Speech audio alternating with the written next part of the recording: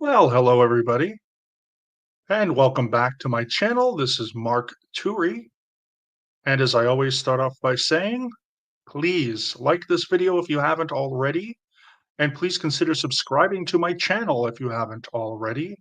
I have been growing my channel a little bit here and there. I've got quite a bit more subscribers than I did just a couple weeks ago.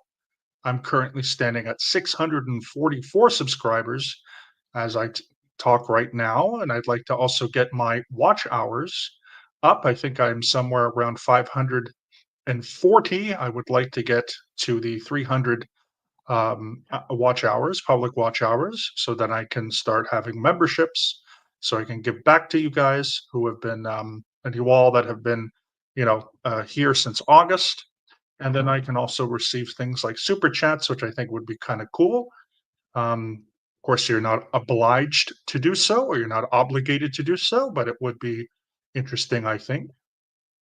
And just as I finish that sentence, I want to see here is Irish Mart. I love that hat, Irish Mart. I know I mentioned that before, but the reindeer hat. I hope you're well, Irish Mart. Thanks for being on. You are again our number one supporter and a Mark Postle here, so uh, I appreciate it. Always checking in. I hope you're doing well. And before we get started on the topic today, which we're going to talk about the differences, similarities, and some of the history behind these two concepts, which is religious humanism versus secular humanism. So, again, what are their similarities? What are their differences? What is the history? What are they about? What do they mean, etc.? We'll maybe get into a little bit about legal status and so forth. So it should be pretty good. This will be under sort of our religion and or philosophy type of style of presentation.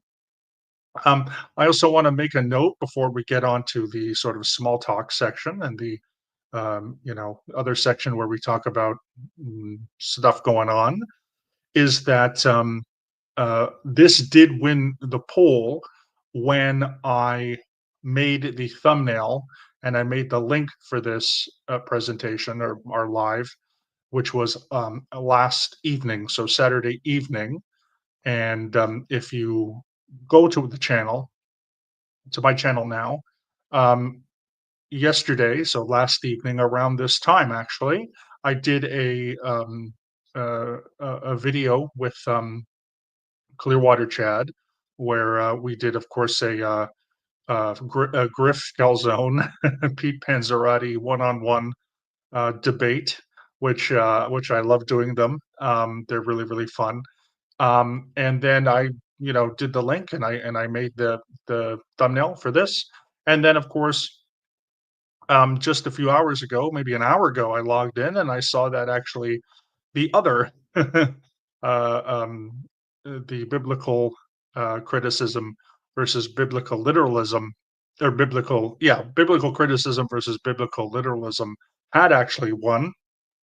However, when I made the thumbnail, we had, I think, about 5 or 6 people who vote, which is usually regular for us. And so, just on instinct, I went and did it, expecting no adjustment in the polls. And then there's about 10 or 11, maybe even 12 people have gone on and voted since then. So, what I'm going to do is I'm going to take this into account. So, although this week should be the biblical criticism versus biblical literalism, that will be preserved for next week, or that will be moved on until next week. So the next week, meaning it will be, I believe, February, if I'm not mistaken, the 2nd of February, and same time as we always do, 12 p.m. Pacific, 3 p.m. Eastern, 8 p.m. in the UK, and we will talk about the differences, similarities, and some of the history behind both biblical criticism and biblical literalism. So again, if you're expecting that today, I apologize. It's just I'm going to have to adjust my making of these thumbnails until a few hours before this stream right now on Sundays, because again, I'm having more subscribers and getting a little bit more watch hours. So I didn't take that into account before, and I will now. I'll also probably say this too again by the end of the video and about an hour maybe from now. So if you are watching on the replay, you'll hear it again, but just take that into account. As far as our small talk and house cleaning or house clearing, whatever it's supposed to be called, um, my week was fairly interesting, I guess, sort of typical. But a few nights ago, I ended up going to an arcade in here where I live in Budapest, where there are a lot. There's like at least a couple hundred old school arcade games and old school pinball games. Excuse me,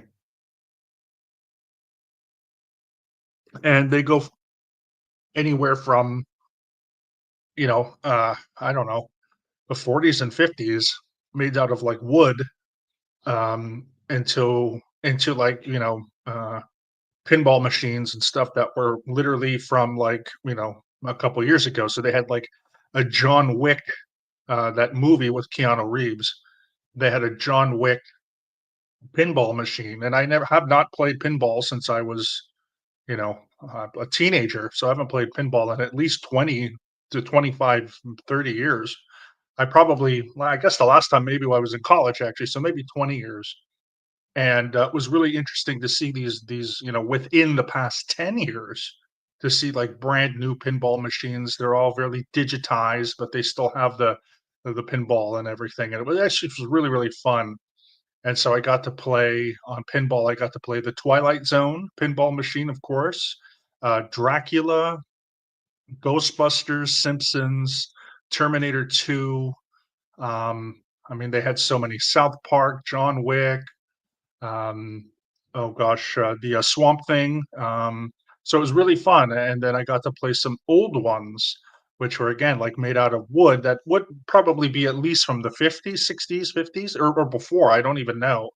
And so it was nice to go to this particular place.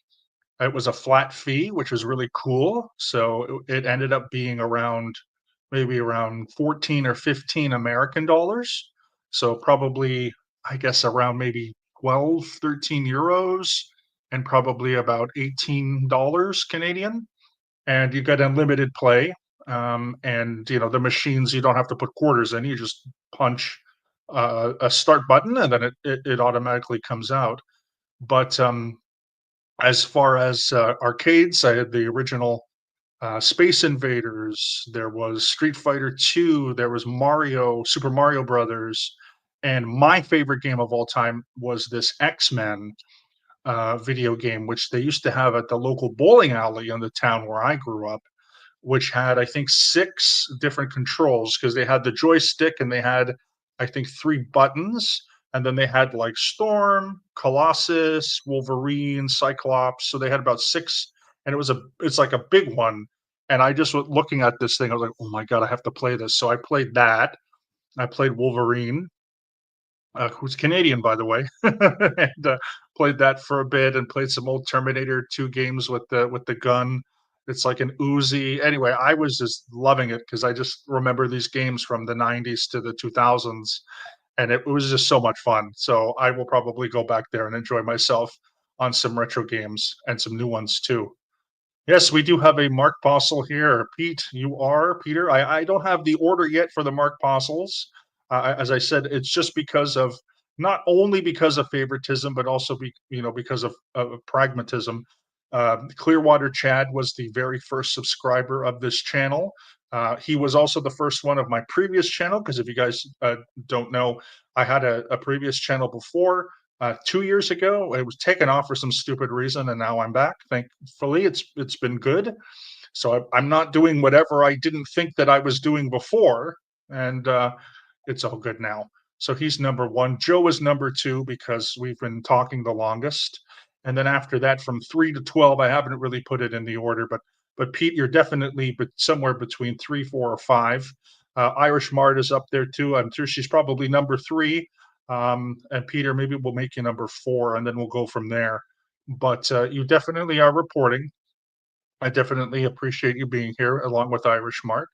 It's nice, nice to see you. I don't know if you got a chance, Peter or Irish, to check out. As I mentioned earlier in the video, I did a Griff and Pete debate last night with Clearwater Chad, and I love doing those. We didn't script anything this time. The one we did a couple weeks back, I had some rough ideas that we talked about beforehand, and we went for that. But this time we went completely like just whatever. And Chad is good. I like kind of I like just bouncing stuff off him.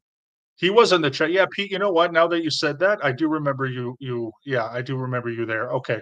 You know, when with my chat, it's a bit harder because it's combined. Like we're on the both streams. So yeah, when things come up, like if you're watching on my end or you're watching on Chad's end, the both of the chats get cluttered with the same thing. So I know Shell was on there last night and a couple other people. Were you on there, Irish, last night? You know, forgive me if you were. I'm so sorry. But you know, again, I don't know who's on mine. I don't know who's on his. I'm still sort of working out those kinks. But yeah, I really had fun last night because I meet with Chad usually about 15 minutes before to talk about stuff, and we just talk about other things. And so we just went with it, and it's funny, some of those jokes of that we come up with, and I forget what Chad said, but he made me laugh like more than once. He's just funny guy. But anywho, yeah, it's about 11:40 here, so in a few seconds we'll transition to the topic at hand. But again, I just wanted to say thank you to everyone who was on last night, who was watching, and who's been on since the new year. I know that I'm on a different schedule, but regardless, thank you for making this transition with me. Okay, so it's at 12 minutes, and I'm going to get into the topic at hand, which is our discussion today on religious humanism versus secular humanism. And we're going to, again, talk about some of the differences, similarities, and some of the history behind these two concepts. So, the first basic thing to know is that humanism is considered a philosophy, and it can be both a religious philosophy, also a secular philosophy. But in addition to those things, it's also there is something called cultural humanism. There's also, for example, humanist psychology and humanist sociology. There's a humanist perspective on history and other kind of academic subjects. There was a humanist party in many countries in the mid 2000s, so also became a very much a political philosophy. But in this, we are going to talk about the philosophy which also has to do with what was it called with morals and ethics. Excuse me, the sort of the ethical philosophy of humanism, which today is encompassed by these two main religious and secular humanism. But even before we get into that, I always like to go because I'm a historian, so I always like to talk about history. And I was, for example, looking at the where does humanism come from? What is our first sort of, I guess we could say, modern example of humanism? And even though the early modern era starts around 1492, I think the Renaissance kind of starts around there. It's the 15th century. So really, the early part of the early modern era, and even just before that, during the Renaissance, there was a humanist movement, and this was a movement that was an intellectual movement and a cultural movement. And this is sort of the first example, at least we have in the West. There are people who I know who would argue that even before, like from 2,000 plus years ago, that the Eastern religions of Taoism and Confucianism, which again can also be like Confucianism can be a religion, it can also be an ethical philosophy and so forth. So it's a little bit different, but some people consider it a religion. And so there have been people who have argued that humanism actually stems directly from that, which is Chinese philosophy and Eastern philosophy. That's beyond my scope. I can't debate Chinese history from 2000 plus years ago, but being a European historian, and even though the early modern era is not necessarily my particular interest, I think that it's at least safe to say that in Europe, um, you know, during the earlier parts of the early modern era and even the later parts of the Middle Ages, which again is around the 15th to 16th century, we had the Renaissance, and the Renaissance had this cultural movement called humanism. And it was really focused on people. It was focused on the citizens being able to write and speak in a very eloquent way, and it was promoted by a lot of different people, mostly religious in some cases, but it was because it was cultural, it was also kind of secular, which is really interesting too. Not secular in the way that secular humanism is, and I'll get into that in a moment, but certainly not even religious the way religious humanism is. It was just more focusing on reading and writing, and focusing on speech, and focusing on, I guess we could say, the arts, and what eventually would kind of become education and culture and things like this. We do know that the Renaissance gives us wonderful paintings and people like Da Vinci, wonderful inventor and painter, Michelangelo, Donatello, Raphael. If you know, uh, who am I missing? Raphael, Michelangelo, Donatello, and Leonardo. Those are all the Teenage Mutant Ninja Turtles, are all, of course, from Renaissance painters. Renaissance also had architecture and so forth. So it was a very interesting thing. There's also a big debate among scholars on whether or not there actually was a Renaissance. That's a whole other thing. Because again, we usually say late Middle Ages to early modern period, but whatever. Um, it was mostly in Italy, but of course there was a Renaissance in different other parts of the European world at the time. So throughout the 14th, 15th, 16th century, we have this humanism. The next humanism that I think is really fascinating starts with religious humanism. So religious humanism begins its life at the later part of the 18th century. This is when we get into my era of interest, which is the late modern era. We start with the French Revolution. French Revolution begins in 1789, and most scholars would say it ends with Napoleon, with the Battle of Waterloo in 1815. Okay, although there are different periods and different wars that are within there, we have the first two coalition wars, and then you end with the War of the Seventh Coalition, which was the Hundred Days War and ends in Waterloo. And then, of course, Napoleon gets kicked off to St. Helena, which is in an island that's hundreds of thousands or thousands of miles. It's a long way away from the shores of Africa, and a lot farther away from the shores of South America. But regardless, he's thrown there, and then we have a different era after 1815.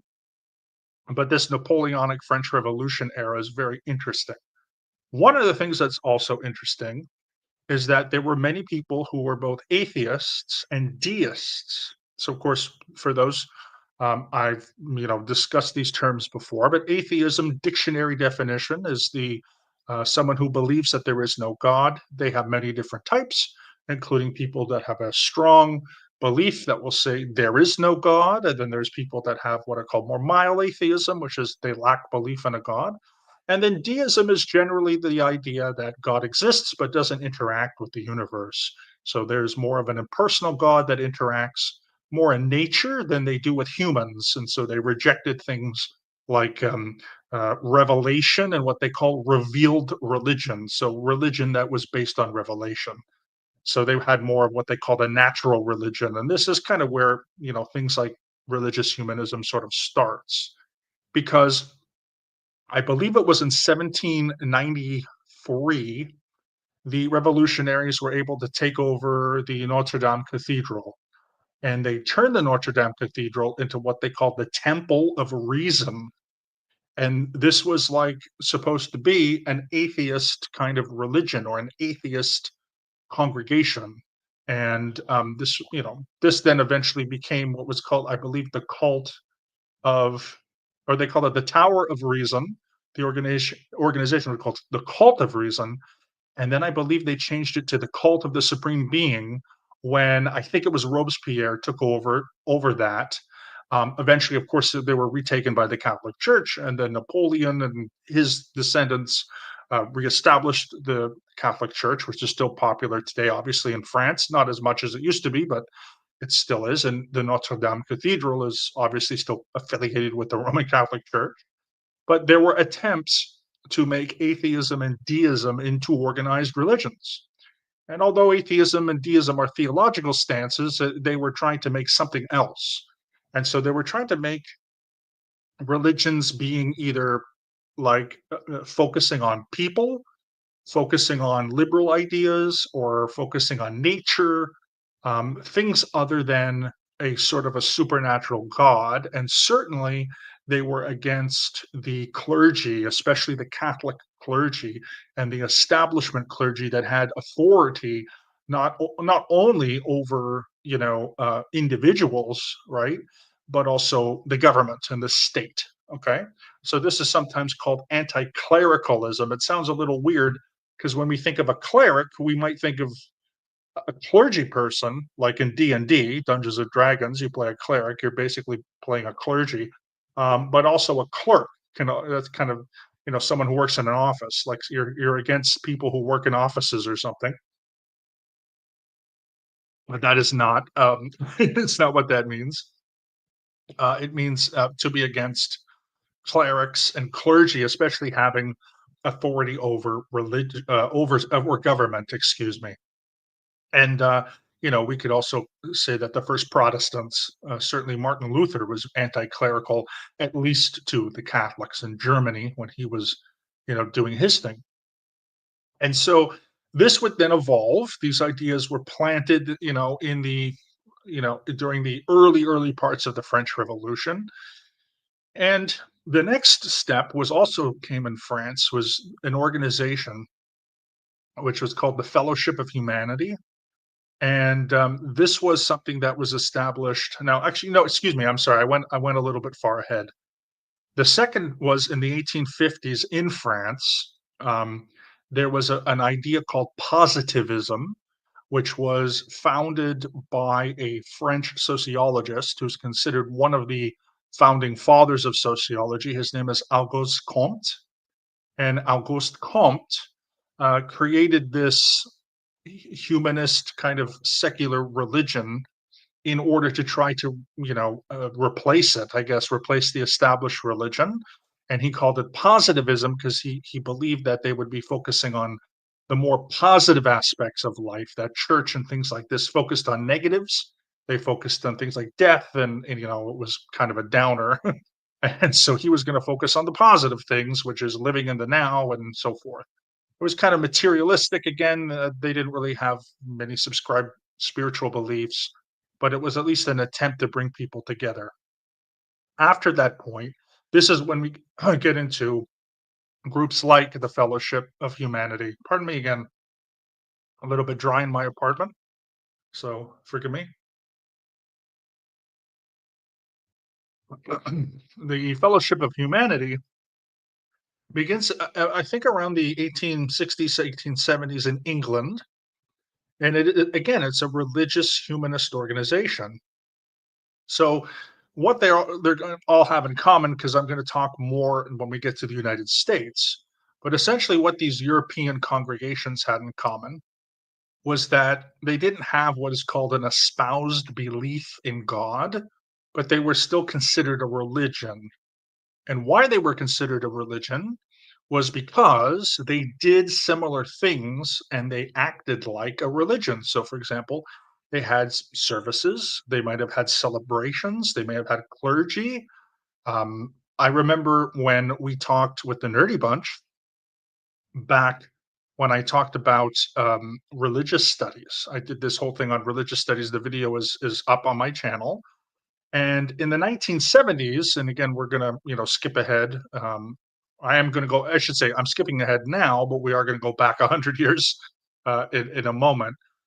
Scholars put together this list of five, what they call the five C's of religion, which was creed, code, cult, which doesn't mean that, and I'll go over it in a minute. Community and clergy. So creed meant that they all had something in common, especially when it came to beliefs. Code was they had a unifying moral code. Cult in this meant worship. in this idea, or reverence, okay, to something, usually above yourself or spiritual or whatever. Could be God, could be the teachings of someone, it could be a guru, it could be whatever.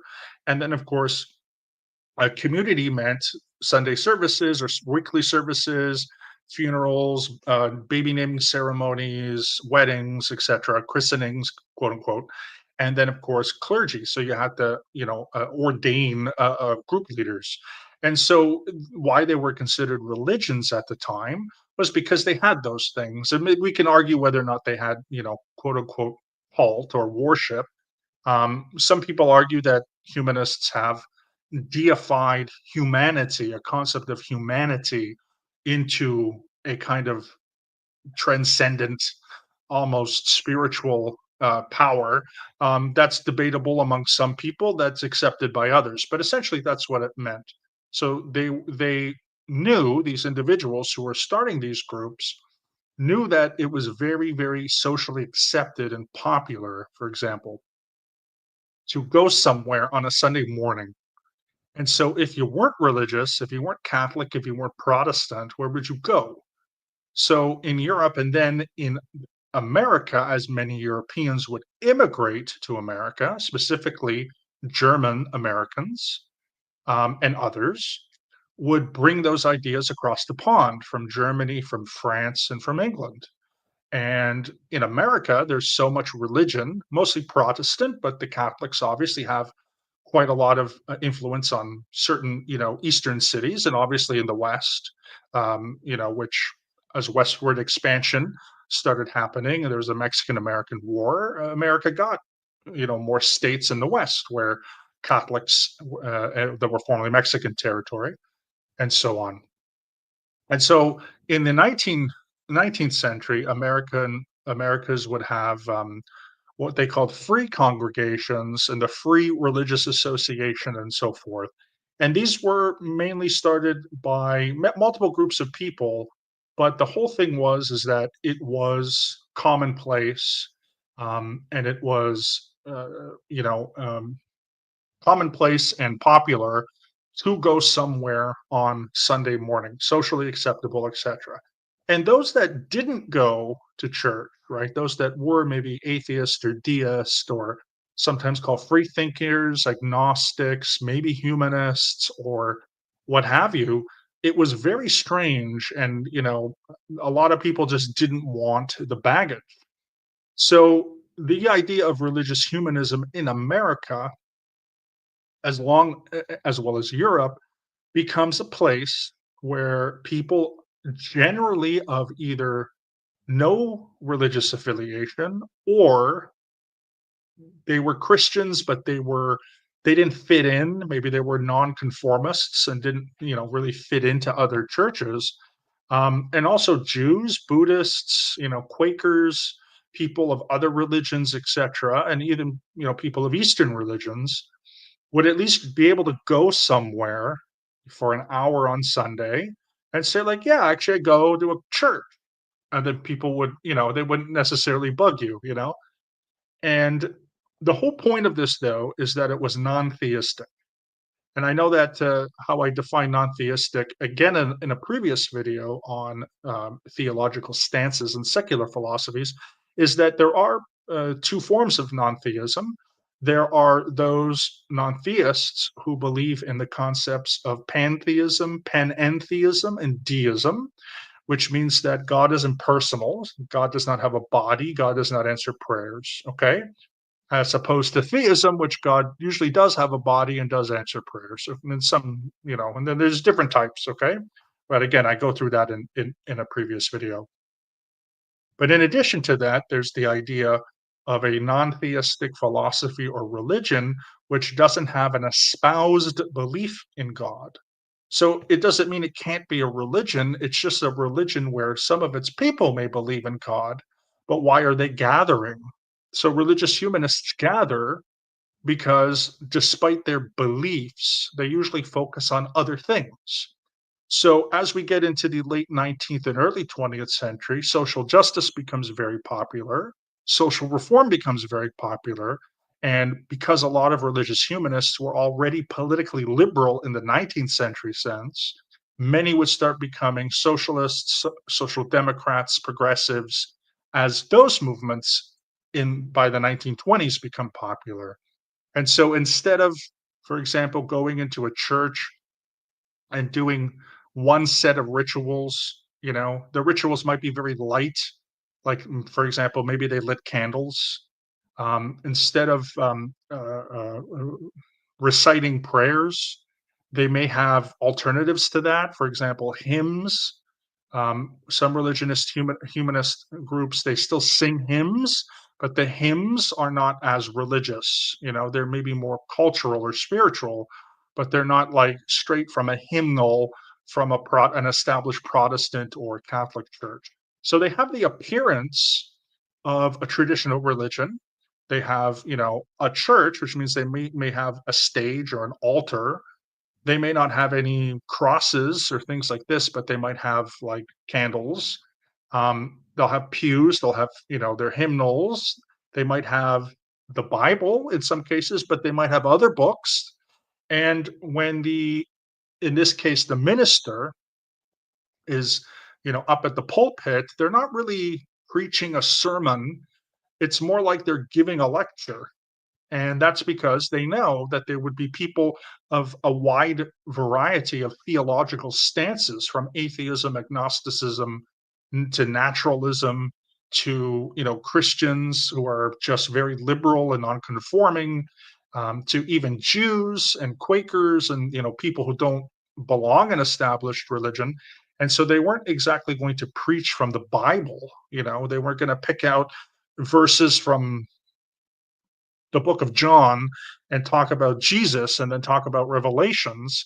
They were probably going to talk about like science and current events and the struggles of working class people, and you know what I mean. They were just different. So a lot of people will say that religious humanism is not really humanism, or excuse me, it is humanism, but it's not religion.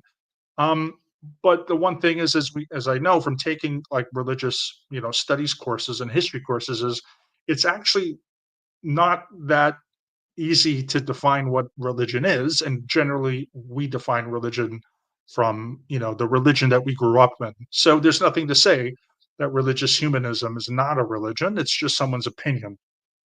And so religious humanism today has branched into two very specific groups. The first group is mostly in the United States, and even the second group is mostly in the United States, although there are congregations in Canada and all over the world for the first example. For the second example, it's a little less international. But the first one is called the Unitarian Universalist Association. I've talked about them before. To give you their basic history, they, in the early 60s, combined two Christian churches that were Protestant. Was the Unitarian Church and the Universalist Church. The Unitarian Church in the late 19th and early 20th century, Unitarians were very um, important and influential in creating these religious humanist congregations, whether it was the Free Religious Association, the Humanist Religious Association, and so on.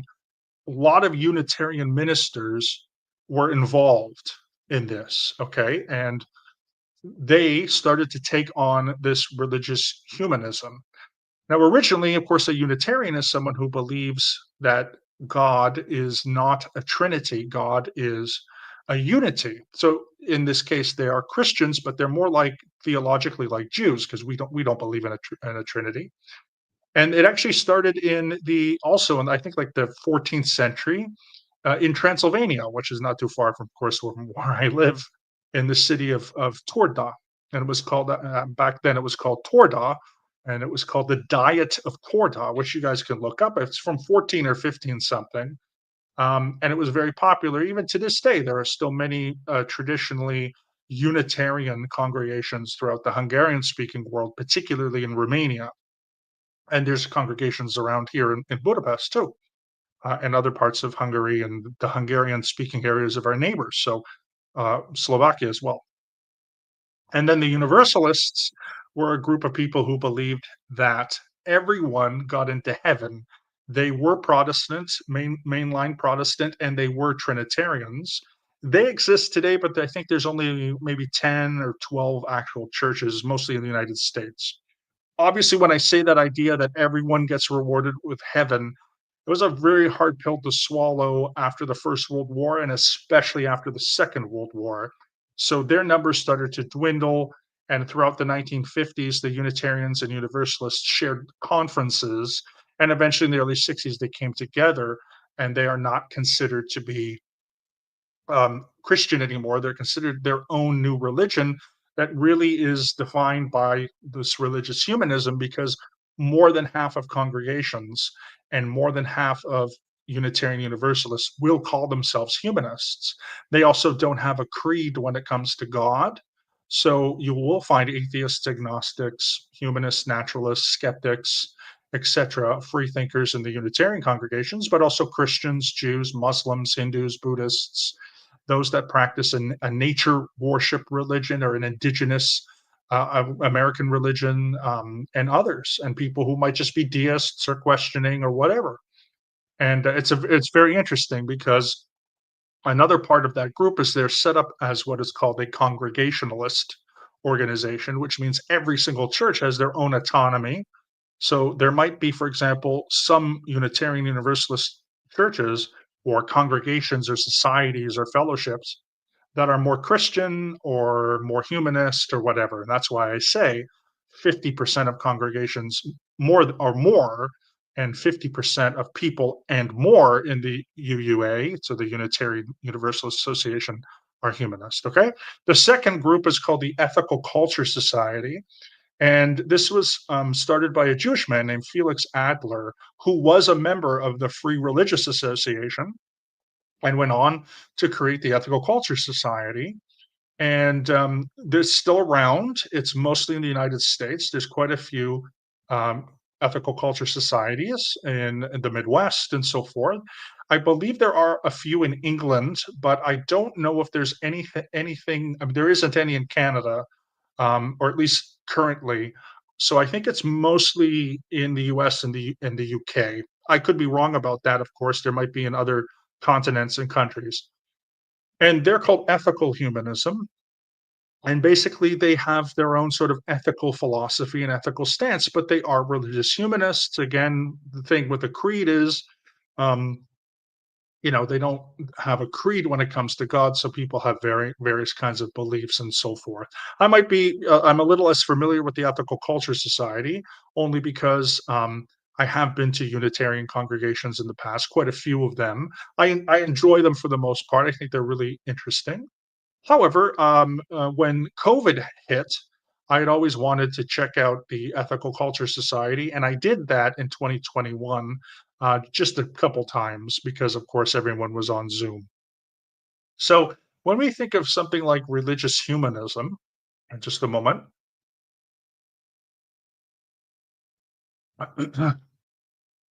think of humanist congregations that are focusing their attention on humanity, okay? Human needs, human wants, human desires, things like social justice, etc. But they're in religious congregations because they're doing religious rituals. And even though they might not have an espoused creed about God, they are still considered religious. So, as I mentioned, in the Unitarian Universalist Association, they do have principles which they all abide by, and they light a chalice. And you can look that up and look at the Unitarian chalice. It's an actual physical sort of candelabra that's in a circle. They put a candle in the middle, or there might be multiple candles, and they light that. So that's their ritual. So they actually have religious rituals, and they believe that religious rituals, as mild as they are, along with their principles and their inspirations, it's also a very pluralistic faith. They don't just look at the Bible, or they don't just look at one text. They take sources of spirituality, science, secularism, etc., and they sort of, tender their Sunday services towards those things. But mostly they focus on uh, what the Ethical Culture Society would say: deed before creed. So they focus on people's works before what they believe in. They sort of think that the belief part is secondary. Now, remember, there are Christian churches and I've talked about this on this channel, who have a debate between faith and works, right? Some Protestant, for example, churches, it's an only faith, right, that gets you into heaven. The Methodists believe it's faith and works. I think Catholics have something similar because Catholics have a lot of charities, but essentially that's kind of a thing, right? Whereas in religious humanism, the faith is almost not important. It's strictly based on your works and your actions. So the Ethical Culture Society will say that in that case, they're probably more like Buddhism than they are like, Christianity or Judaism, for example. So that's at least what religious humanism kind of is from a very broad perspective. And most of these free congregations, especially the ones that were in the 19th century and early 20th century, would end up being folded into the what's called the American Unitarian Conference, I think. Um, and then eventually they, would become a part of the Unitarian Universalist Association. And in fact, in a small town in Wisconsin called Sauk, which I think is a German name, pretty sure, Sauk County, Sauk County, Wisconsin, there is what is called the Free Congregation of Sauk County.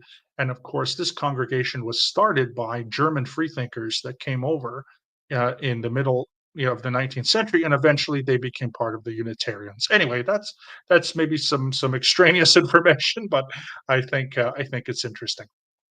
So now we get into secular humanism. So secular humanism, again, and religious humanism have a lot of overlap because in 1933, a group of humanists got together and they wrote the Humanist Manifesto 1, which you can Google. They had 15 points, I think, and they talked about those 15 points. And a lot of people were, like, they had a couple Jewish rabbis. They did have a Reformed Jewish rabbi. They had a Jewish man who was a Unitarian minister. They had a couple of Unitarian ministers. They had some theologians. They had a whole bunch of different people. And from that manifesto, they started this idea of religious humanism. So secular humanism is something where it had existed before the 1960s. People had put those two words together, particularly in the 1930s in England and in the United States. But there weren't really that many associations, if I'm not mistaken. One of the biggest things to happen to secular humanism, again, comes from the early 1960s. I'm talking here from like but somewhere between 1960 1963. I want to say the Unitarians and Universalists either got together in 1961 or 62. Someone can fact check that. And I think that's around the same time that the Council for Secular Humanism started. And there was a gentleman, his name is Paul Kurtz. Paul Kurtz has a very interesting life. He was a Jewish man born in the United States. And during the Second World War, he found himself as a soldier in the United States Army. And I believe, if I'm not mistaken, he was present at the liberation of Dachau, which of course was a concentration and extermination camp. I could be mistaken for another camp, but I'm almost certain it was Dachau, and I forgot to fact check that. But someone can do that for me. But he was in the U.S. Army, and seeing those, horrible, horrific images of his own people, he started to distance himself from religion. He became an atheist, and in the early 1960s, he really started to focus on humanism not being a religion because, as I mentioned, I think this was last week, in the early 1960s, there were a lot of unchurched people.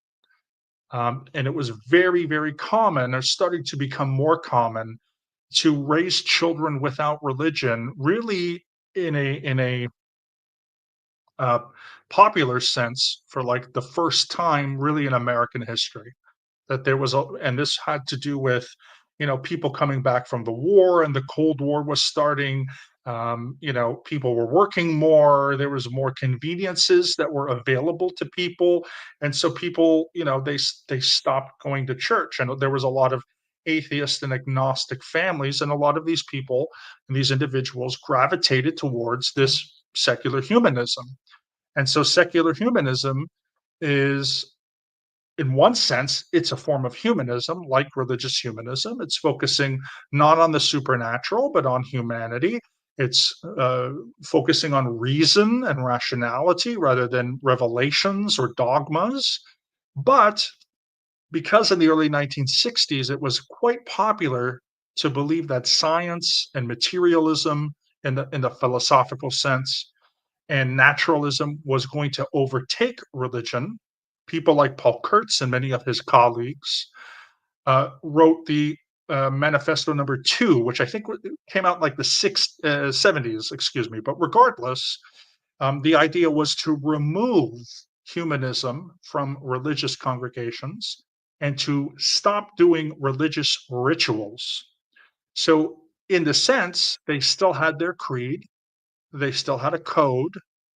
The worship aspect, again, whether or not they really deify humanity, I think they do, but that's my opinion. So they think they don't. So let's give them the benefit of the doubt and say they don't have the worship part, but they still wanted to have community and celebrations, and they still, in some cases, have clergy. I mean, there's secular humanist officiants and chaplains. You can actually be visited if you request one in a hospital. If you're dying in a hospital and you're an atheist and a humanist, you can literally request a chaplain to come and sit with you and give you end of life rituals, or well, I guess rituals is the wrong word, end of life visitation, or however it's called. You want a wedding, you want a funeral, you want, a baby naming ceremony, but the whole thing is secular. And so this is why there's been some confusion on, is it a religion or isn't it? It's not a religion according to secular humanists, and I don't think they've ever made an attempt to be recognized as one. And so there's some debate about that, because there was a couple of Supreme Court rulings in the 1960s. One was Tarasco versus Alameda County and so forth, where the Supreme Court and Supreme Courts of certain states in the US and counties do recognize that the Unitarian Universalists and the Ethical Culture Society are religions. They also consider themselves religions, even though they might be non theistic, and many of their members are atheists. Whereas secular humanism is not considered that, because it doesn't consider itself a religion, and it doesn't, because it doesn't have the rituals. It believes that its clergy and its community, its code and its creed are secular. And so one of the things you might find is the idea of being good without God.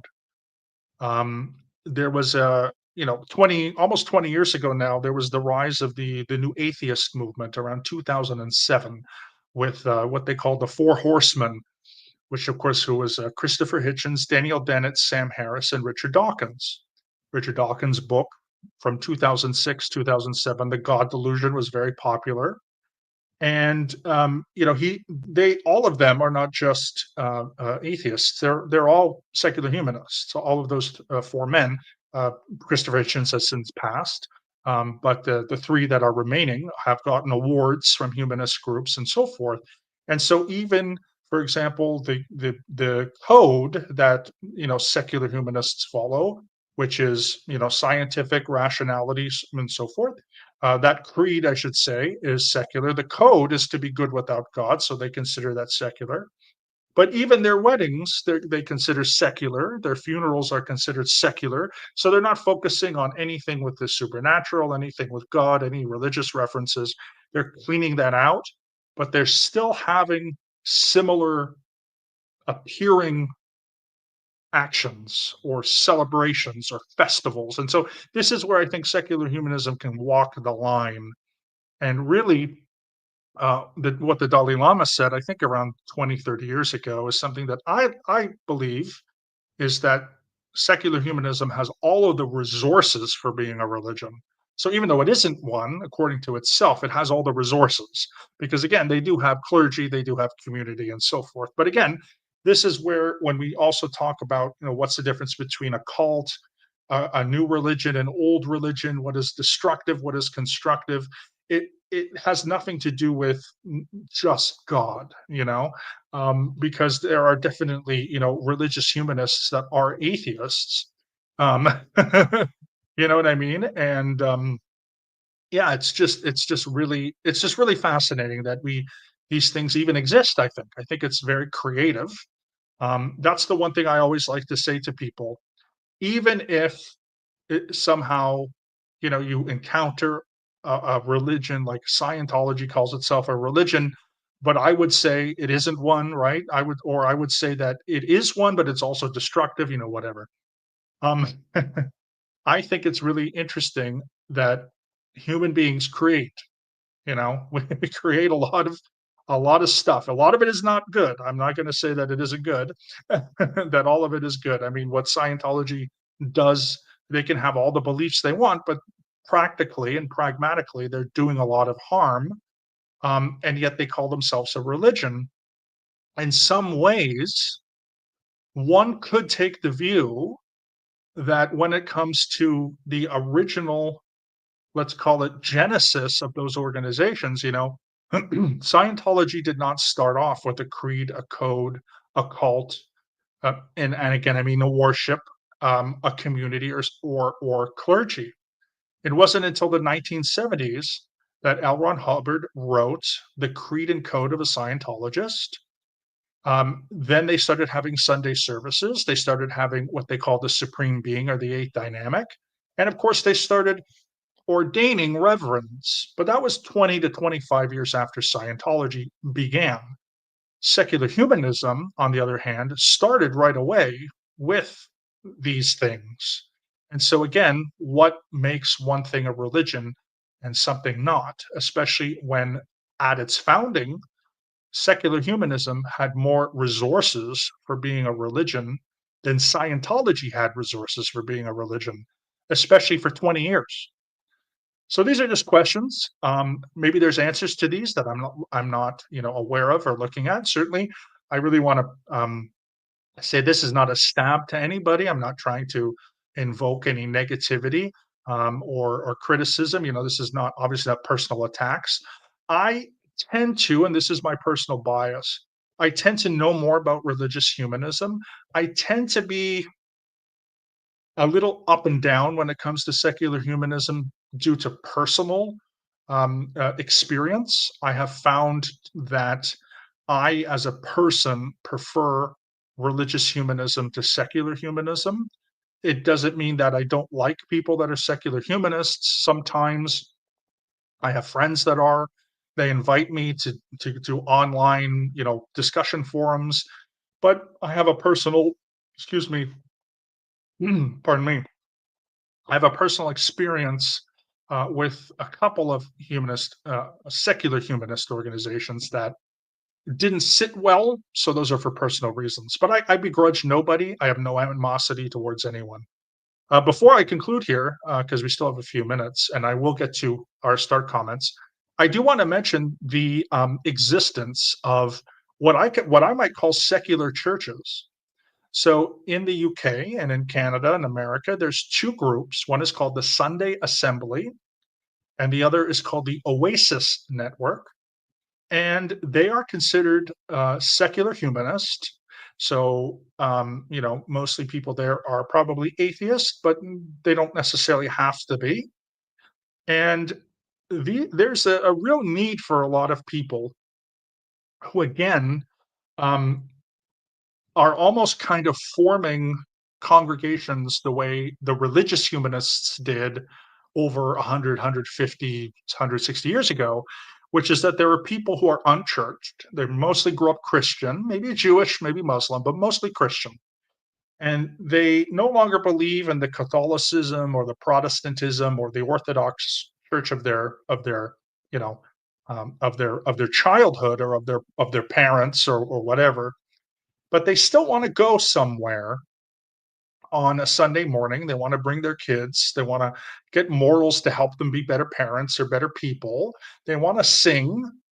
They want to do do hymnals and this kind of stuff. Um, and so that's kind of where that kind of lies, except they don't want to have the religious aspect. So even though, they are humanist, they're more secular humanist that are kind of creating their own almost religious humanist kind of things. It's very interesting. It's a very interesting phenomenon. And so, although now most people, a lot of people still go to church on Sunday, certainly in England and Canada, not as much as the United States. And if people do go to church, they might go once a month, or they might go a couple times a year at most. Most people are what they call Creaster Christians. Creaster means Christmas and Easter. Put them together, you get the word Creaster. And there's no judgment for me there, because there's a lot of Jewish people that are, I guess, Rosh Hashanah Hanukkah. So what we call that Rosh Hanukkah Jews, or I guess maybe Rosh Hashanah Passover. So Rushover Jews, and that's totally okay. There's no judgment for me on that one. Believe me, live and let live. But I do think it's interesting that for similar reasons to why religious and non-religious people formed religious humanism, now people who are, let's call them post-Christian, and maybe secular atheists, are forming secular humanist kind of congregations and churches that are different from secular humanism and different from religious humanism. And I haven't really read too much scholarly work on that kind of stuff, but I think it will be interesting in the next maybe 10 or 20 years to see if these organizations have grown or not. It's definitely hard to know. I would say if there has been growth, it's pretty small, but who knows? All right, let's go to the start comments here. Let us look at the first one. Pete, bogus. That was the losing topic in the poll. Yeah, and I'm gonna go through this. So I talked about this at the top of the show, but I went on just a couple hours ago, just around 8 o'clock, to see what the poll was like. I had already created the thumbnail and the link, and so because I'm getting more sort of traction to the channel, the biblical criticism and biblical literalism ended up getting more. However, I didn't see it at the time. What I'm used to doing is I had the stream, of course, with Chad. So right after I did that at like 11 o'clock my time in the evening, there was 6 votes, and it was 60-40, I think 60-40 for this one. So I just made the link and I made the thumbnail. And then to my surprise, I a couple hours ago, it was completely reversed. So what I'm going to do is I'm going to hold back a little bit. I'll probably maybe a few hours before I go live, like I don't know, maybe at 6 p.m. or 5 p.m. or something. I'll look again, because I don't want to keep you know making the losing vote. I don't want to keep making the same mistake, and it's also good because it means I'm getting more traction and we're getting more people voting on my community tab. We normally have 5 or 6 people. We had, I think, 10 or 12 this time, so that's why. So I will adjust for that, and next week we will be talking about biblical criticism versus biblical literalism. Hey, Chad, good to see you. I know, long time no see, huh? We were debating yesterday as Griff and Pete. I loved it. It was totally off the cuff. We didn't plan anything, and it was fantastic. Don't worry about being late. If you were at the store, do not worry about it. It's all good that you're here. I appreciate it. My second apostle is Mark Apostle, I should say, is Joe Ducepo. We've met in real life. Lovely person. Thank you for being here, Joe. Really do appreciate that. Your comment here, Richard Dawkins has taught me one thing as he's got older and changed, that it's possible to be to extremist atheist, and the problem is extremism rather than religion or lack thereof. I 1000% agree. Fundamentalism has many different definitions. Yes, it is a Christian thing, but it's also another word for an extremist. So I know you know this, Joe, because I've said it a couple times. I believe that religious extremists and anti-religious extremists, from a, I guess, from a personal psychological standpoint, is very damaging. We can definitely point to religious extremism as being a societal problem, but it also as someone, who grew up in a, or at least spent time as a kid in a couple communist countries, anti-religious fundamentalism like communism, for example, and state atheism, which I don't think is the same as atheism. I will also say secular humanists, in their creed, they don't want state atheism. Some people, again, they argue with that, but that's what they say. So I go by what they say rather than the conspiracy theory or whatever. But I do think that, yeah, anti-religious fundamentalism and religious fundamentalism are very damaging personally, even though maybe religious fundamentalism might be more socially destructive, but still, anti-religion and anti-religious fundamentalism is not innocent. They still have blood on their hands too. Um, Not that I have I haven't changed, of course. Hey, listen, what I'm finding with Richard Dawkins is he's leaning in towards this anti-woke stuff, and like any credibility he would have had from my generation, the millennials, and from 2006 and 7, you know, are gone now in the Gen Z. I mean, they probably they look at him and they see like some crusty old man who's just ranting about stuff. Like most Gen Zs accept the differences between sex and gender. I'm not, we can debate those things. We can talk about those things. I'm just saying, you know, um, but you know what I mean. They call wokeism stuff, whatever. Again, whether or not it's true or not, this is up to people's interpretations and opinions. I have mine, but I think he's kind of taken a step down. So in my generation, he was revered, and many college kids and university students, I shouldn't say college kids, university and college students, actually established groups like the Center for Inquiry and secular humanist groups on campus. They're all but gone because Gen Z is different. And so this is why I don't know if these groups, these atheist and humanist groups and so forth, will survive.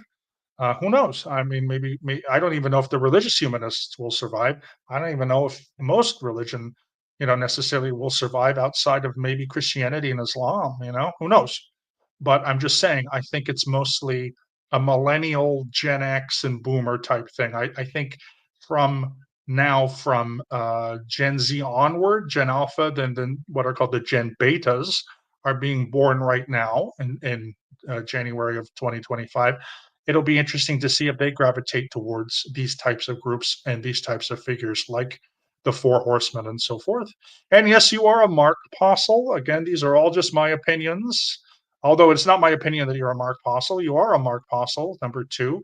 I'm just saying, when I say things like this, like, whether or not these secular groups, these atheist groups, will survive in the next 20 years, 30 years, especially as the boomers, who were young when these groups started in the 60s, um, and then in Gen X and again millennials uh, certainly dug their heels into these secular groups. But we'll see. I don't know.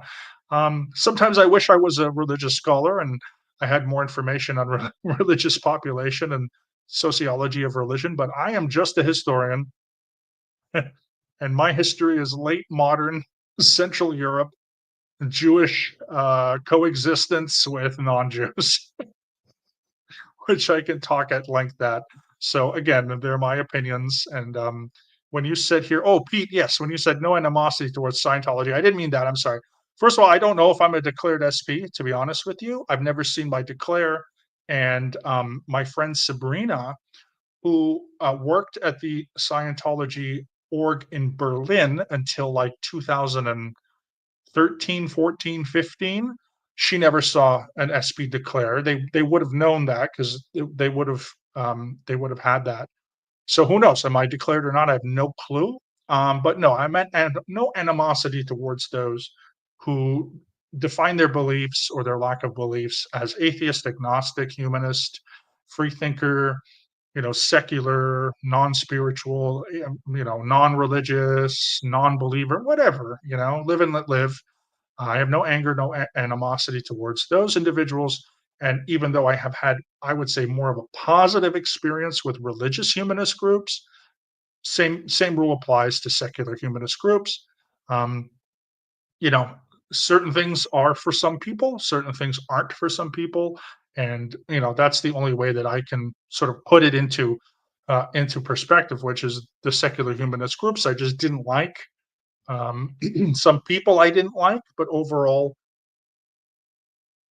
it just wasn't for me, and that's okay because there are groups that are for me that aren't for other people. And so again, live and let live. That is the lesson here. That's what I will always say. Well, you're the fourth Mark Apostle, Peter. So if you want to pay dues, get your friends and your family to speed up my my watch hours, and then you can start giving me super chats. Of course, I will probably not even I will not demand them. It'll be totally voluntary in the future. I'm Canadian. We have a very tough time promoting each other or promoting our work and also asking for money. That's something that we don't do. Like, that's why when I lived in California, I always made sure that I had an American friend who would be able to co-write screenplays with me. So if we ever needed to pitch it, I'd be sitting in the back like a Canadian like this, and my American friend or whatever would just go, "Yes, this is our movie," and whatever. Anywho, um, Joe, no, I do not.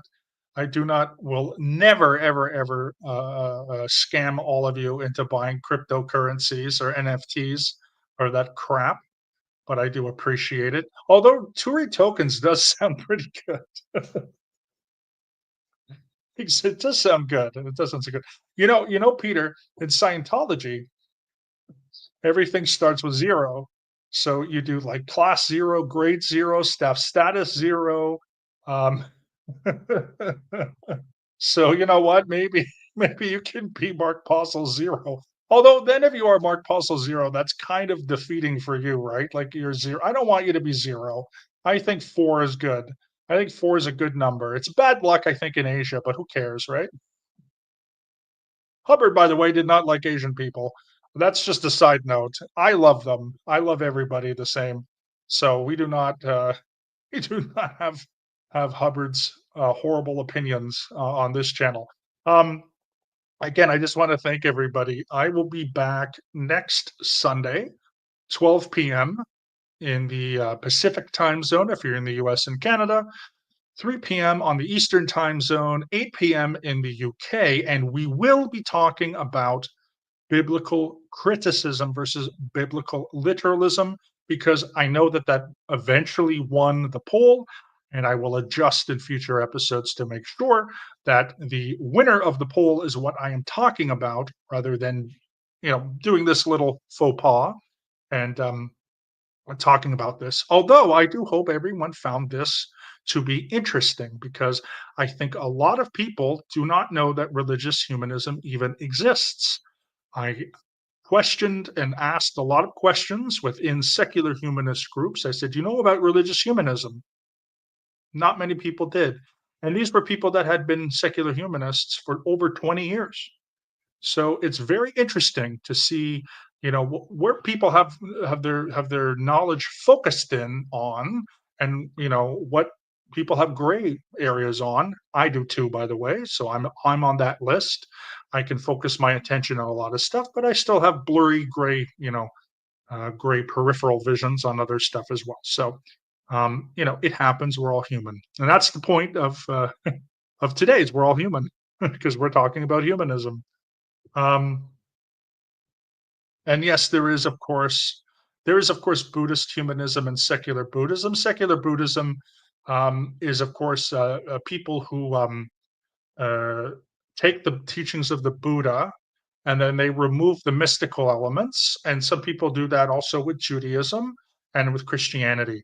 So Christian humanism is people who focus on the humanity of Jesus rather than the divinity of Jesus, and of course, secular Judaism are people who will focus more on our culture and our traditions more than the revelations and the sort of supernatural elements. So again, you can have kind of both. And then there's also some Western movements of Islamic humanism and secular Islamic people or Muslims, because again, they will follow their traditions, but not necessarily the supernatural or the revelations. Same with Hinduism and so on.